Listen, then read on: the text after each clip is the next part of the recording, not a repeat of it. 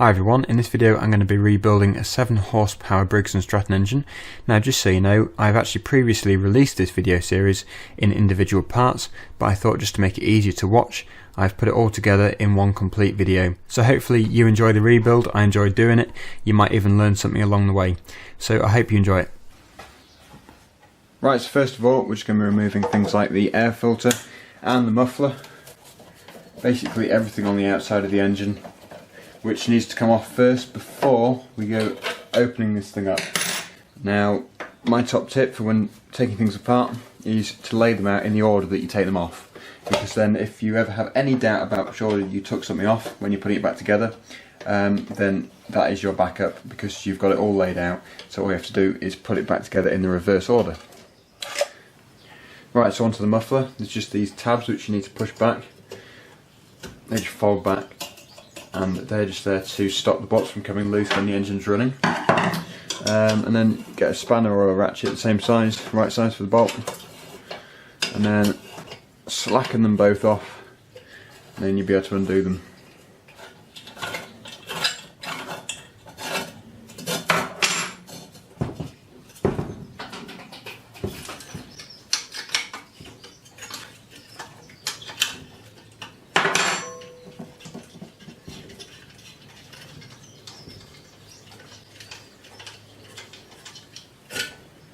So that just lifts off. Make sure you don't lose the gasket on the back.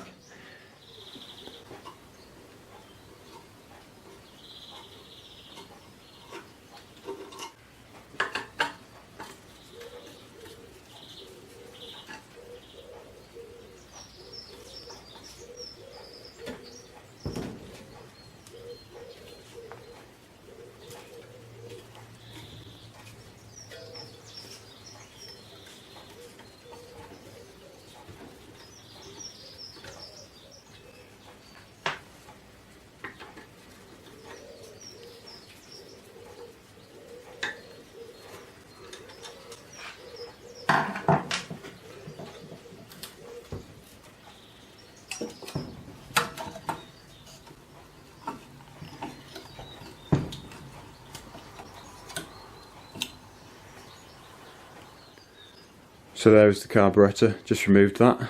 There's the bowl underneath, very dirty as well.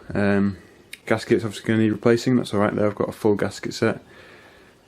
Yeah, and that is basically the carburetor assembly.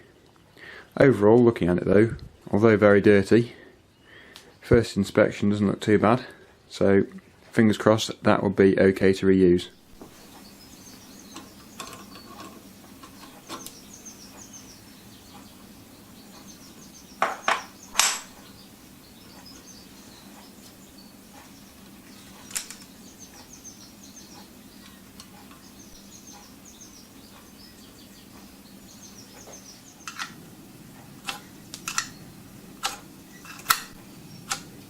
So now I can remove this throttle plate, and this is also where the governor attaches to. That's what the two linkages are. We've got the throttle and we've got the choke, and then that just comes off here. The spring which attaches onto the governor lever in there, just needs pushing back, and that unhooks off there. Then there's a spring which is I'm going to keep on the governor lever, which is attached here.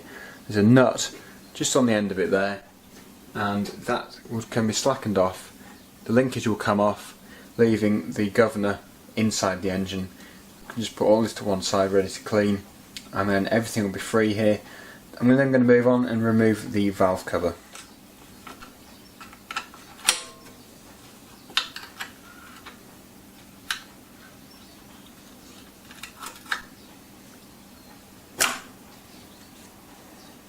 So the two bolts come out of here, and then there's a gasket on the other side of this which will probably keep it in place, so we just need to prise this off very gently, and if possible, especially if you're not going to change the gaskets, try not to damage the gasket, although if you are changing the gaskets obviously it doesn't matter.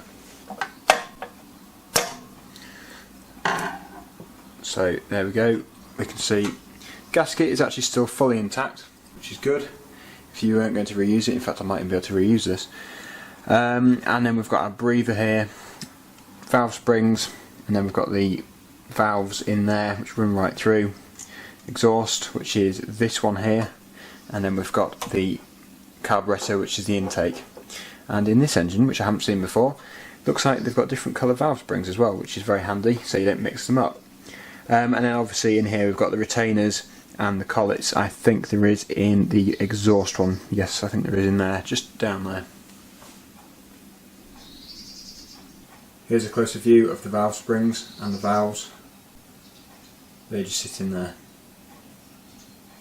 So there is the exhaust port and the intake port, and you can see obviously gasket, this one here, half of it's left, half of it's gone. So these will be replaced, which is no problem because I've got a whole gasket set, as I say. They are going to seize on there, so if you're planning on reusing them, it's not a very good idea, so you are going to have to replace these, unfortunately, in most cases, unless you're incredibly lucky, but in more cases than others you will have to replace them. So if you haven't done so already, this is the time to remove all of the oil out of the engine. Now you kind of done it right at the beginning, which is great, because otherwise you could forget, then you could open it all up and find oil spilling everywhere. So yeah, make sure you've done that, make sure you've removed all of the oil as much as you can. Run it up if you want to, that will change the viscosity of the oil and make it a lot thinner, which means it'll come out a lot easier and runnier.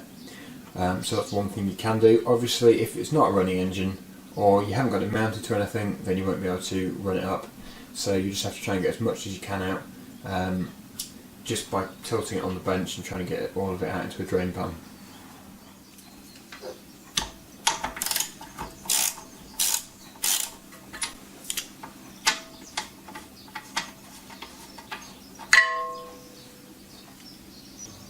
We're now going to remove the bolts from the shroud which covers the top of the engine. There's these two at the front, and then there's one on the back left and one on the back right.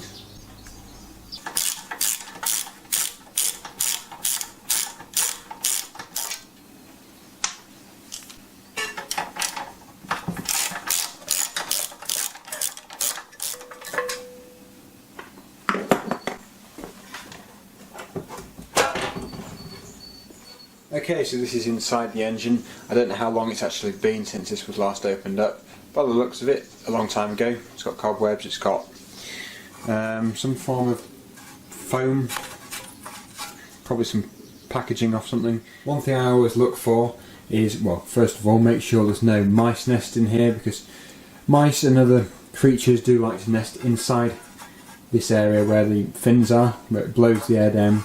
Obviously if you start an engine up and it's all blocks, it will start to smoke, most likely, or overheat the engine, and also because mice and other rodents do live in here, you've got to check the condition of this HT lead, and luckily, looking at this one, it's got a bit of perishing, but it hasn't been gnawed at by a mouse or anything.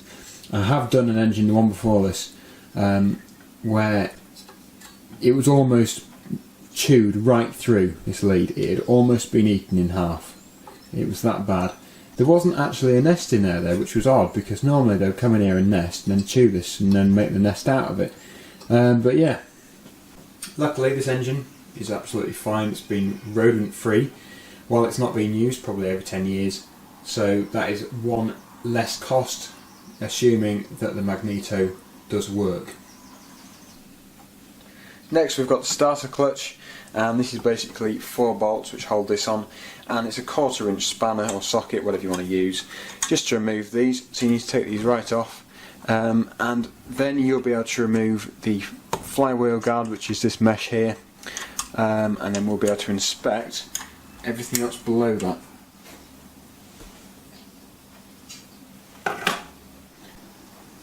So everyone has a different way of removing one of these starter clutches, and obviously the main thing you want to do is make sure you can get it off without chipping one of these notches on the side off. So what I use is actually a rubber mallet. Some people will use a block of wood and then hit the block of wood with a hammer on one of these, spin it round. One thing you don't really want to be doing is hitting it with a metal hammer on this, hitting it directly, because you will most likely, if you don't chip it off, you'll chip it. So you don't really want to be misshaping this at all. So the way I do it is either with a piece of wood on there or with a rubber mallet. Okay, so I'm going to try and remove it now. Sometimes these things are very stubborn, very hard to get off. Sometimes they're very easy, you just have to give them a few light taps with a mallet and it will move. Obviously it shouldn't be so light that you can just pull it off, because otherwise it would have been fairly dangerous if the engine was running, because it wouldn't be screwed in properly. But usually they're not too bad to get off. If you are having trouble with it being seized on, then you'll have to try something a bit more extreme on it. More extreme than a rubber mallet, so you would have to move on to the block of wood with a hammer. But really you do want to be avoiding hitting this thing directly with a metal hammer, because it's going to chip it. And also, if you're having the problem of it being seized and when you try and turn it, it turns the whole crankshaft, then you can either lubricate it down underneath where the thread is, or you can put a piece of rope down in the combustion chamber and that will lock the engine. But make sure you can get the rope out again, so make sure you've got some hanging out the side. So yes, I'm just going to give this a quick hit, see if it comes off. This one's fairly easy. So there it is, that's the starter clutch taken off. Overall condition seems fairly good, it's working fine, so I'll probably service it before it goes back on again, but other than that, that is absolutely fine. Next we're going to be removing the coil. So this is removed just with 2 bolts and a 1/4 inch spanner or ratchet, whatever you want to use, socket. And it looks like that's sheared off down there, so that's going to need looking at. But yeah, it's just these 2 which hold it on, and then this whole coil will just lift off, and then you can check it for wearing, any missing parts, damage. Looks like there is a bit of damage on this one, unfortunately. Hopefully not so bad that I have to replace the whole thing though. So yeah, just check it over, clean it up a bit, and also before you put it back on, I'll show you this later on though, you will have to clean the contacts with a piece of emery cloth, wet and dry paper, sandpaper, whatever you want. Otherwise it might not create a spark, so make sure the contacts are nice and clean when you're putting it back together. But like I say, I will go into more detail when I'm actually doing that, because I'm going to go through everything, full stage of rebuilding, so hopefully I don't miss anything out. So make sure you keep the bolts safe, and then this should lift off. Now if it is against the magnet on the flywheel, then you'll probably find it harder, which it is, so you'll feel it pulling on there. But yeah, that's not too bad. Like I say though, hopefully you can see that. I might have to just focus that. If you can see there, these contacts just here, there's rust on them. These want to be shiny when you put this back together, otherwise you might get a weak spark or no spark at all, so they just need to be cleaned up. It's dead easy really, it doesn't take long at all, but just clean these up, and also clean up the magnet on the flywheel if that's rusty too. And just quickly, this is where we are so far. You can see I've laid everything out here, so we know exactly which order things have come off in. It may not look like it's in any kind of order to you on the screen, but I know which order it is, so as long as you know when you're doing your own engine, that's the main thing. Just lay it out. If you've got a nice long bench like I have here, then just lay it all out and you'll know exactly which order it's all come off in. So you just basically kind of reverse the whole procedure when you're putting it back together. Obviously though, we're going to clean everything up, so just try not to mix anything up when you're doing that. Okay, so on to removing the flywheel now. I'm going to use one of these hydraulic pullers, because from past experience these flywheels get really stuck onto the taper, and what you can do if you don't have one of these is get a cheaper puller, and there's 2 holes here with threads in, and you would clamp it onto there, tighten it, and it will pull the flywheel up. Now if you've got a flywheel with the teeth on from the starter motor, then you can't use one of these pullers on it because you'll chip the teeth off. So sometimes they will have a designated pulling area to put one of these, but if it doesn't, then you'll have to use one of the ones on here. So I'm just going to keep tightening this puller until it comes off. If you are going to use one of these, then make sure you wear eye protection, because these flywheels can come off with some force because of the way they're sat on the taper. So yes, just be careful when doing that, because they can really bounce up. So I'm just going to remove this one now.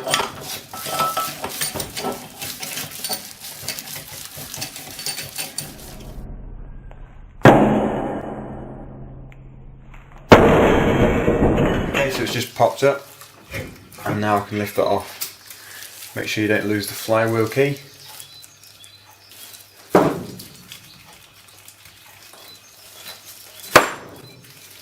And that's what it looks like underneath the flywheel. It's all in very good condition, luckily. Right, so this is the cover for the points which are underneath here. It's just 3 bolts, and this will lift off, and then we can gain access to the points. More debris in here which just needs cleaning out, but it'll all be cleaned later on anyway, so just get as much of that off as possible.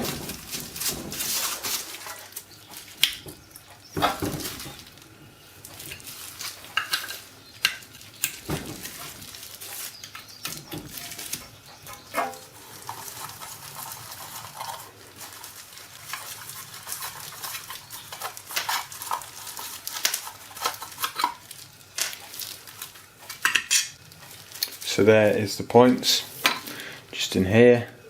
Now I need cleaning up later on. So as you can see, I've just removed the points and condenser. The reason for that is because when I'm rebuilding this, I don't want them to get damaged or wet in any way. So it's best just to take that off and keep it aside. Okay, so it's time to flip this thing over. And now we're going to remove the head. Right, so that's the head bolt loosened off. And now if you don't know the torque setting for putting it back together, then before you do this, use a torque wrench and just see what they're set at. But for Briggs and Stratton engines, normally finding the torque setting isn't too hard. Usually just a quick search on the internet will find it. And obviously I'll tell you for this engine when I'm putting this one back together. Now when removing it, you can keep them all in the head like this and just lift the head off. That means you don't mix any of them up. Or you can get a piece of cardboard, put a few holes in it of the same layout of the head, and then put each bolt in the same layout it is in the head in the piece of cardboard.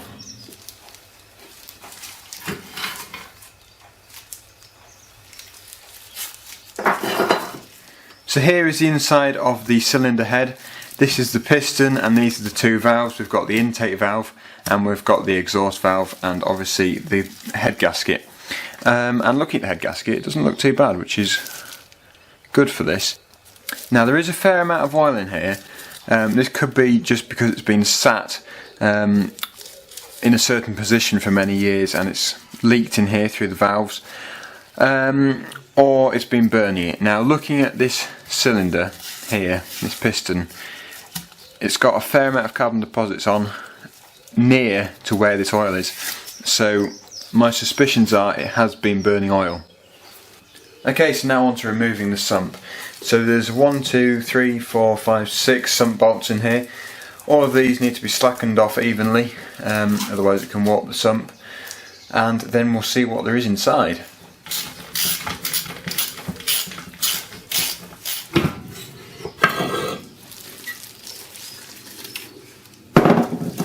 So here we are inside the crankcase. We've got the camshaft, we've got the oil slinger with the governor on, and we've also got the crankshaft and the conrod in there with the piston attached and a timing gear just there. This is the camshaft, and you'll see if you look carefully there is a timing mark just there, and that is what lines up with the timing mark on the timing gear.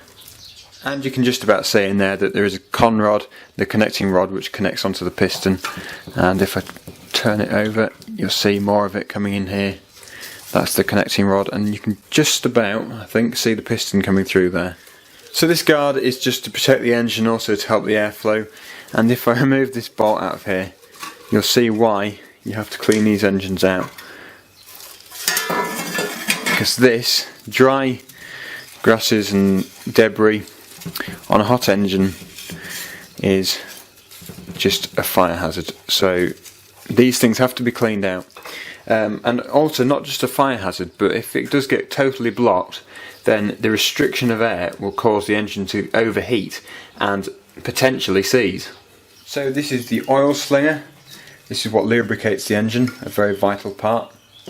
Then we've got the camshaft, and it's got lobes on, and as it turns it pushes the cam followers in, which then opens and closes the valves in turn, in time with the engine.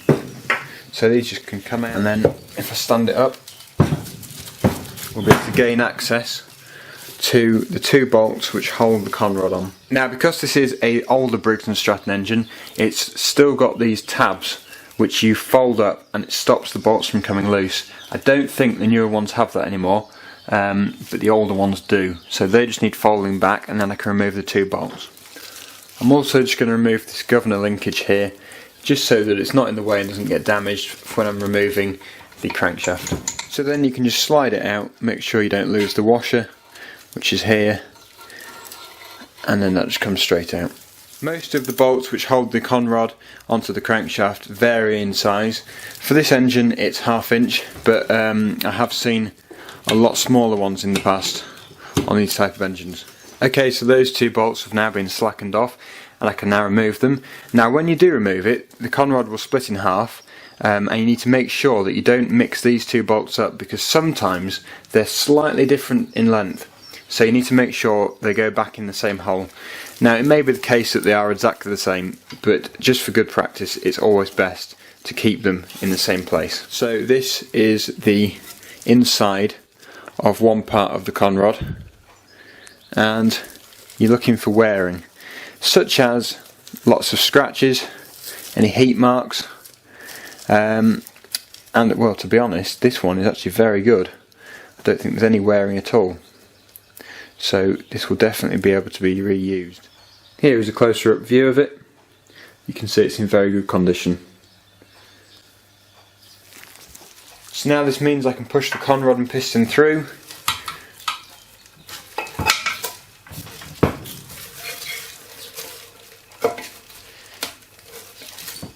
And once it's through enough, you'll be able to remove the crankshaft. And then you can push the piston out fully. And here is the piston, also in very good condition. A few marks on it, but nothing which should stop it from running properly. It's just going to need a good clean up, get all that carbon deposit off, and overall very good as well. So this is the crank journal where the conrod attaches to it, and you can see that it's in perfect condition. So that's brilliant, and it can be reused.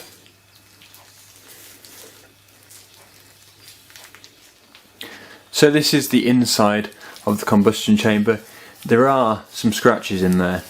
That's probably because some carbon deposits have fallen off inside the head and they've dropped down and scratched it, which would definitely indicate that there's been burning oil. Now they are at the bottom of here, which would mean possibly that that's why there is oil getting through. They might not be severe enough to cause that much of a problem, but either way it's still going to have a good clean out and probably hone it as well, just to try and eliminate any more problems with oil getting through. Right, so I'm going to remove these piston rings because there is actually carbon deposits in the grooves.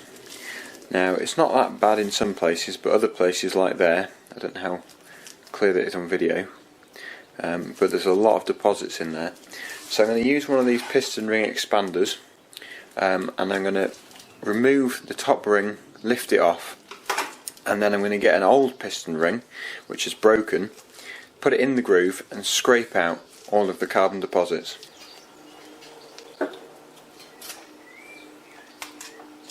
So you can see I've removed that ring, and make sure to keep it the same way up so it goes the same way back, because we don't want it to go back on upside down.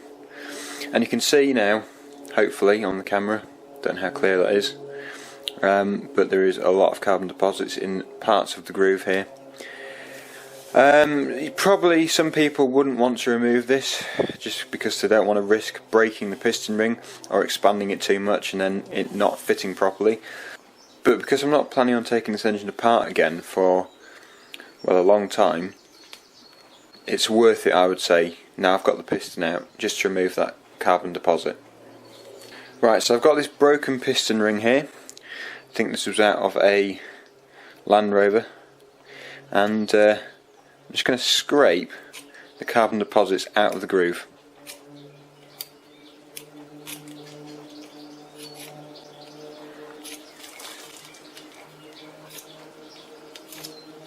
see, looking at the end of that, that would have been left in the groove if I hadn't cleaned it out, and there's lots more of that in here. So there we have it. We've got the oil ring off, we've got the second piston ring off and the first one, and here is the piston now with all of its rings off, and it's ready to clean now. So there we have one very clean piston. So now I'm just going to let that dry off, and then I'll put the piston rings back on, and then I'll move on to the next stage. Right, moving on quickly. We're now cleaning the sump, which is what attaches to the bottom of the crankcase, and I'm going to replace this oil seal. This is the crank seal. This stops the oil from leaking past the crank from the sump, and I'm going to remove this because I'm going to replace it. And obviously if you're going to replace it, don't mind if you damage it when you take it out. So they can be stiff sometimes, but it just pops out like that. You need to clean all in here so it's spotless, and then you can put your new one in. And then basically just put a big socket on the top of it, get a copper hammer, and make sure you hit it centrally, and it should go down like this, and it should be flush with the top, and it shouldn't be uneven on any side. Right, so this is the trickier part. You need to get a valve spring compressor like this one, or like this one on here. It's a bigger one, as you can see, and you need to basically compress the valve spring on the valves. This will allow you to remove the retainer or the collets. Now the exhaust valve on this one has the collets in place, and the intake has a retainer. So what you need to do for the exhaust is get your valve spring compressor on it and pull it back. You can see I've already pulled this spring back. I'll just try and zoom in, and you can see that there is a metal collet in there, just here, just down there, and when you pull it back they should fall out, and that's what holds the valve in place. So you need to remove them. So when it's pulled back, knock them out with a screwdriver or something, and then when they've fallen out, the spring will be able to come off. Do it slowly though, in case it springs back, and then you'll be able to slide the valve out. So I've removed the collets now, and then I can let this valve spring compressor off. You can see it's sprung back. You can pull the compressor out, and then, because the collets have now been removed, you should be able to just slide this valve out. Hopefully you can see this. You can just slide the valve out like this. And you need to make sure you don't mix the valves up. So the engine is now fully disassembled. Everything now is going to be cleaned completely. I'll also be respraying a few things as well. The air filter box, the sump, the crankcase, and also the engine cover. So what I'm going to do is put some tape over the sticker so that doesn't get painted. I'm then going to sand down everything and make it all smooth. I've just tied this handle back so that doesn't get painted by accident. The rope doesn't matter because that's going to be replaced anyway. And then I'm going to have to brush paint it because the paint I've got unfortunately can't be sprayed.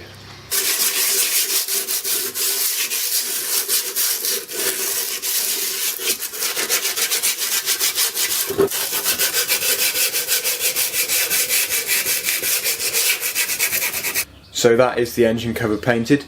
I don't think it will need another layer, it should just do with one. So I'm going to let that dry. I'm going to move on to other things which need painting as well.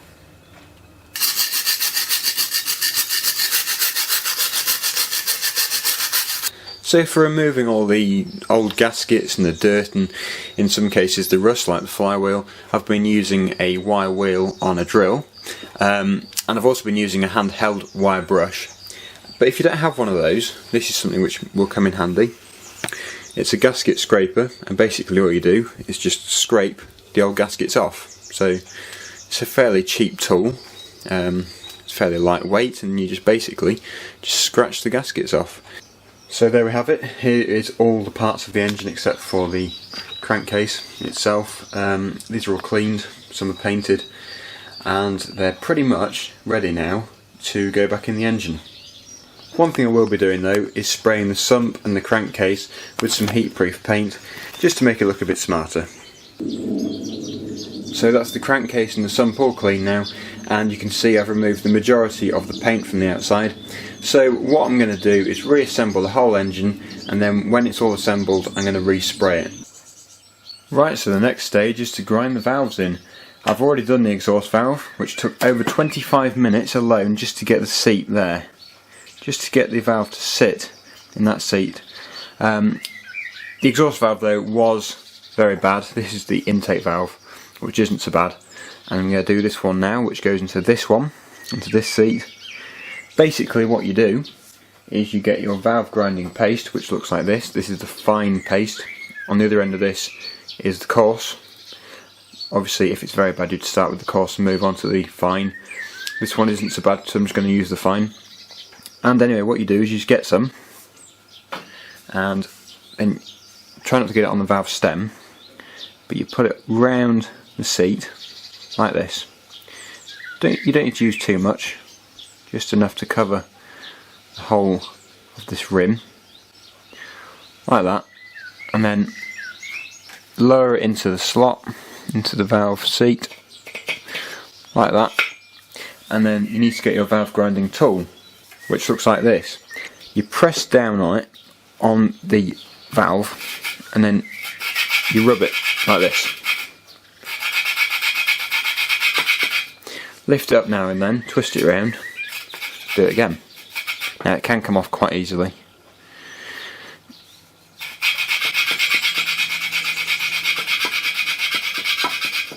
Anyway, this can take quite a long time, but what you're doing is you're making the seat, you're grinding the valve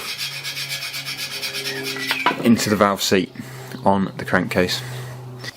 So as I say, this took about 25 minutes just to do the exhaust valve. The intake one won't take as long, but you have to make sure that all the pitting is out of the seat. And obviously I've only just started doing this one, but a good seat, I'll just wipe it. A good seat should have no black pits in it. It should be smooth all the way around. I'll just try and focus it on it. Don't know how well you can see that. Is that in focus? Yeah, it should be like this, but obviously more. Nice and shiny. No black pitting in it. And definitely no carbon on it. So you need to clean up the valve before you do this. So really you just need to keep doing this until you've made a really good valve seat. The valves are now lapped in, they're all reseated. I've honed the engine out, so I'm just going to clean the inside of there now to get any metal shavings off, any of the dirt as well. So I'm just going to use this cleaner.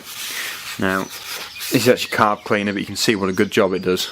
Gets all that out. So I'm just going to clean the cylinder wall, because we don't want any deposits of dirt or metal shavings or anything in here. It wants to be nice and clean, so just to get any dirt off. This is time to put the valves back in. Now if you have got trouble with putting valves back in, I always recommend to put the ones with collets back in first, because then you've got more space in the compartment where you put them in. Because if you put the retainer one in first, then you're going to really limit the space you've got to slide these in. So that's just something I always do, make sure I put the exhaust one in first.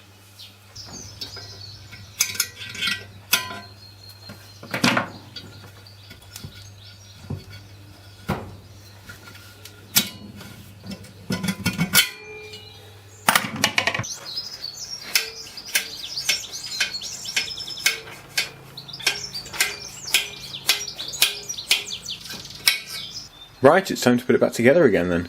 This is the gasket set, 299577 part number, and this pretty much contains everything. So this is everything we get in the gasket set.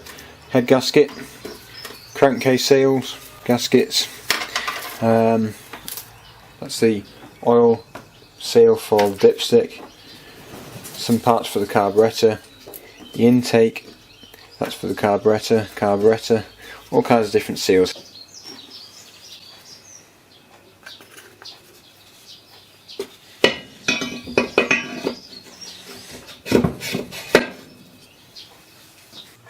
Next I'm putting the piston in. Make sure these gaps are not lined up. You have to be evenly spaced apart, otherwise it could leak, it could burn oil. So I'm happy with that. I'm going to put the piston ring compressor on top and tighten that up. Next I'm going to slot the cylinder into the combustion chamber, and then with the end of a mallet like this, just hit it through.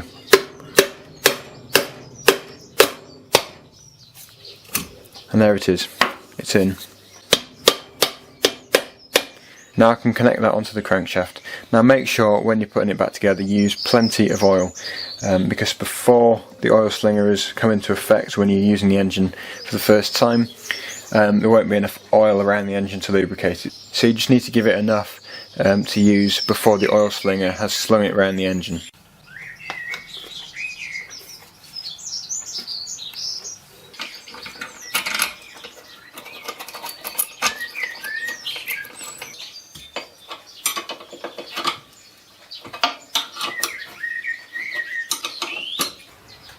As I say, all engines vary for torque settings, but for this engine it's 165 inch-pounds or 13.75 foot-pounds.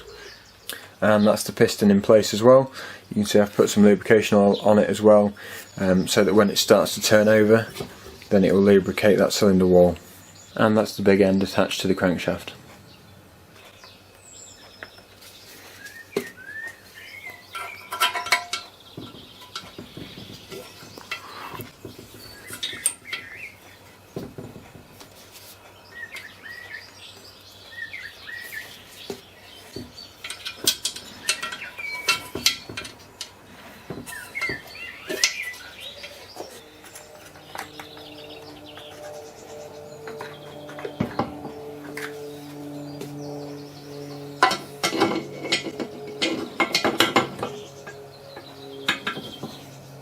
And you can see I've timed the engine by lining up this timing mark here with this dot on the camshaft.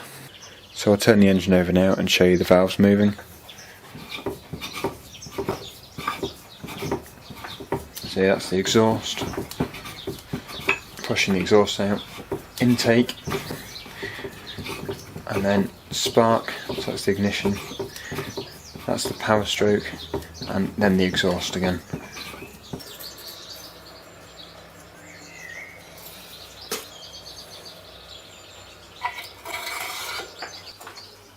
And then there is the oil slinger, which is very important, you can't forget this.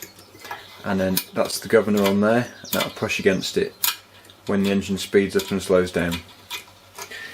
Next we can then put the gasket on all around the edge here, then we can put the sump on.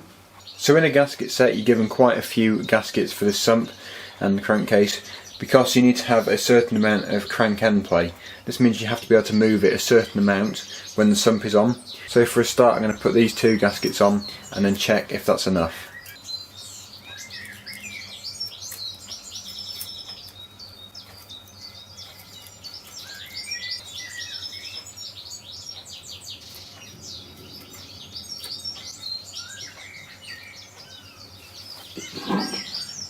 And then just make sure that's not in the way, make sure that will still touch that, and then you can put the sump on.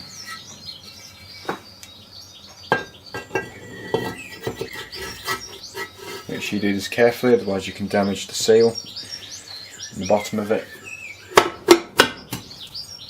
Make sure it's fully on all the way around. And that seal looks to be fine, so I can now put the bolts in.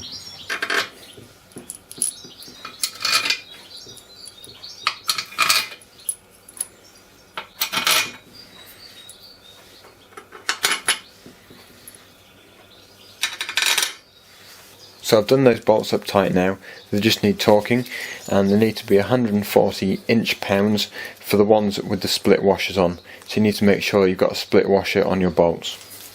When you're happy everything is ready, you can then put the head gasket and the head on.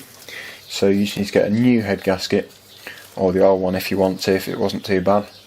And then you just need to line that up. You can then get the head and place that on top of the head gasket. Make sure you go through all the holes and then you can tighten those bolts up.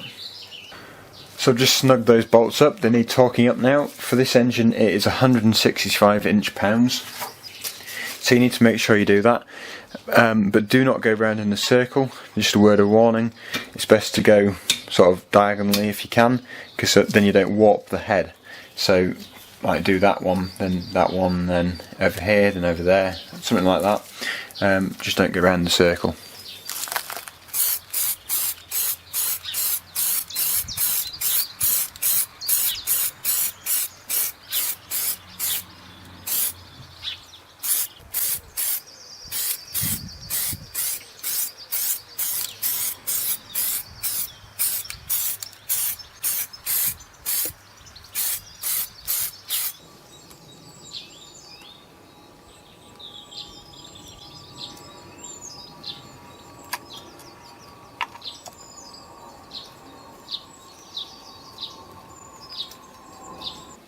So if you're having trouble setting the points up, then essentially all that happens here is this spring goes onto that pin in there. It also goes onto this plate. That plate slots into this, it's like a bush which goes on here with a bolt through it, and then basically the breaker point is clamped in here with this clamp, and then there's another bolt through there. And to set it up, all you do is you turn the flywheel so that is fully open. You put a feeler gauge in here and then put it to 20 thou. When you got it to the right setting, all you do then is clamp it down with that bolt. And I'll show you it working now. See, it's opening and closing, open and then closing again. So that's it set up. So there's a certain way around this cover goes on. You'll see there's an indentation there for the points underneath, so it will only go on one way around, and it's just like that.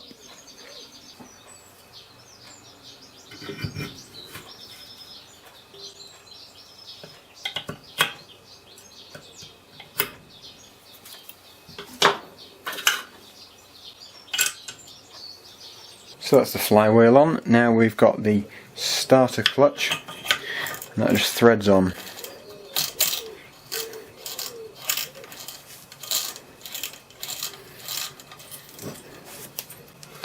And then you need to make sure that's tight. And then when you've got the starter clutch on, you can remove the bolts which hold the flywheel guard on. You can put the flywheel guard onto here, line up the holes like that, and then you can put the other bolts in. And when you've tightened that up, just make sure you can still turn the starter clutch. Now remember, it's one way, so it should go backwards but not forwards, because that's obviously locking for when you're using the pull start. Next we're doing the armature. So what you need to do is slot the coil onto here and then just slightly tighten up the bolts, just so it holds it in place. And then when you've cleaned the contacts on the magnet, which is on the flywheel, you slide it against the magneto. You can see now they've attached with the magnet, and then you need to get a feeler gauge. Now this one is 0.010, and you need to slot it in there on one side, and then it will pull back, and then you can tighten up that side. Then you can take it out and do the same to the other side. So you can see now I've done the left hand side. I can now slide the feeler gauge into there, and it should just rub. It shouldn't be too tight, it shouldn't be too loose. You should just be able to put it in there smoothly, and you should be able to feel a bit of resistance. On to cleaning the carburetor. Right, you can see it's very dirty. So first of all,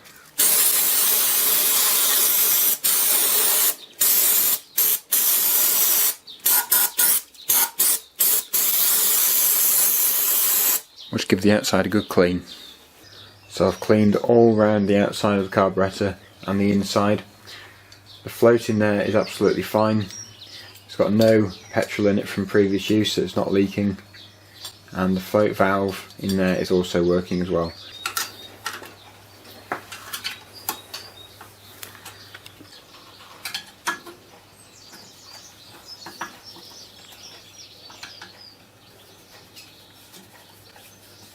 So that's the carburetor mounted. just need to attach it down here, and also this breather elbow which goes onto here just needs fastening on. That just clips in there, you push it in as far as it will go.